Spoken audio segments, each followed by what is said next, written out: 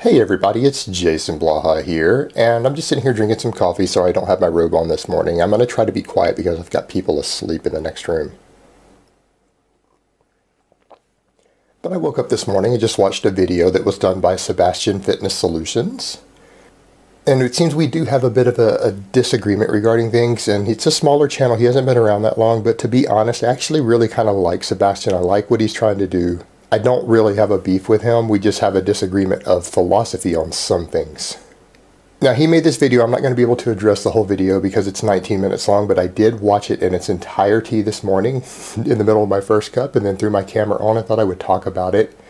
And he discussed, and he links in there, my video about chiseling a pebble, which I think I did last week. And let's go to the points, the real key points of what he made in this video, and that was about exercise selection, things like the hamstrings. And I do agree, and this is the point that I was really making, is that I would rather people spend their first year or two focusing on the basics and then add in exercises as they are needed.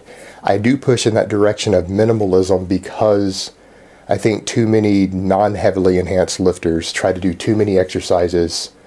They try to take the bodybuilding approach of throwing in everything but the kitchen sink with no idea what they're doing or why they're doing it. And I don't care whether it's for powerlifting, strongman, football, bodybuilding, whatever it is you're doing, because I do cover all of these topics. These are all people that I talk to. So my point is that people throw in things that they do not need. Now, I will agree with Sebastian's latter points in the video that if an exercise is needed and you have a legitimate reason to put it in, that it provides an element that you need, a performance element you need for your specific goals that are not being achieved, then by all means do so.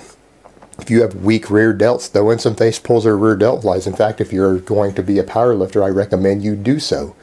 At least once a week, do some direct rear delt work just to balance out the strength for your pressing so that you don't injure your shoulder while you're bench pressing. But the point that was made regarding the hamstrings, I do disagree. I think that squats, deadlifts, and stiff leg deadlifts are enough to develop well-rounded hamstrings. Now, the argument is made as far as hip extension that only 3 heads of the hamstring are involved, but it is the bicep femoris, the short head of the hamstring, that doesn't get involved. And his point was that if you're only doing certain movements, that it's not getting developed, it's getting no stimulation, and that simply isn't true. A correctly done squat, for example, does stimulate it. Is it the best stimulator in the world? No, but it will stimulate growth. But if you're doing enough squat volume, just like with anything else, you will find that if you're doing enough workload, even those secondary movers with enough volume will still tend to develop very, very well. And you say you do something like my novice program. I have people doing 15 sets of squats a week. You're doing 5 sets of squats 3 times a week. And then every other session you're doing deadlifts behind that. You are putting a lot of tension on them with the barbell rows. And the way I have the program set up, there is a lot of tension being placed on the hamstrings. You're not going to have lagging hamstrings on a program like that. And the same with the deadlift. I mean, Sebastian mentions that hamstring tears are common with the deadlift, and it's because the hamstrings are used very, very heavily during the deadlift. And if you learn how to deadlift correctly, your hamstrings are what help you break it out of the hole. And if you watch a clip of me deadlifting from last week, I do 530 pounds for a set of 4 without a belt.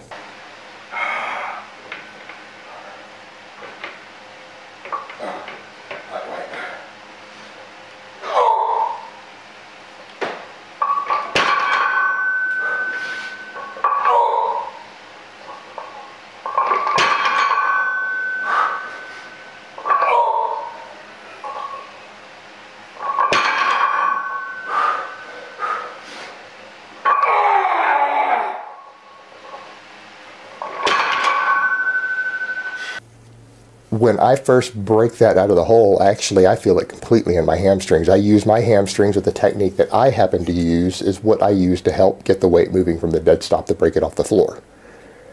And you'll notice it's when I do that hip drop, I am actually using my hamstrings to pull my body down.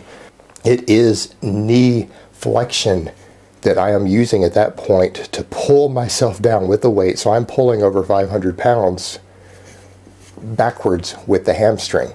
So when people mention things, you've got to remember there are different techniques to movements. And on the deadlift, I happen to use a very hamstring dominant movement to break it out of the hole just for the first inch or two, and then I remove my hamstrings from the lift and it becomes a back movement with the type of technique that I use. But I am absolutely using knee flexion, which works all the heads of the hamstring, to get the weight started. And I literally get hamstring DOMs after I deadlift, through the entire hamstring, particularly the lower insertions as a result of that. And if someone really feels their biceps femoris is a lagging issue, or it's a stability issue that's going to cause them problems on the playing field in their sport or some sort of injury, then go do some glute ham raises. I have no problem with someone throwing in glute ham raises to correct the imbalance. In fact, that is the most commonly used lift in sports to deal with that particular imbalance if you happen to have it. And that's what people have to look at, is they start throwing in all of these random exercises without a reason. And that's what I was talking about in the video. Not that I don't think people shouldn't add things as they are needed, is that most people do 5 or 10 exercises that I see that aren't even required for their goals. It's a complete waste of time, and they could be spending that same time going back and focusing on the basics. Things like squatting, things like overhead pressing, things like more core work, whatever they need to get more development, and instead they're throwing in a bunch of fluff and pump exercises that are not going to help them reach their goals any faster. So hopefully that clarified that, and I do appreciate that Sebastian made a 19-minute long video in response to this. And if those of you are interested in seeing basically the total argument and things that he proposed about my video, go ahead and watch it. It is linked down below also. And I will request that my subscribers don't go troll the guy. He seems like a legitimately nice guy, seems like a legitimately intelligent guy, and I would appreciate it if you guys do not troll him. If you want to debate on points, he may do so, but let's try to keep it civil and polite. Alright guys, so that's really all I have to say on that today. I hope it has been informative, and I will talk to you guys next time.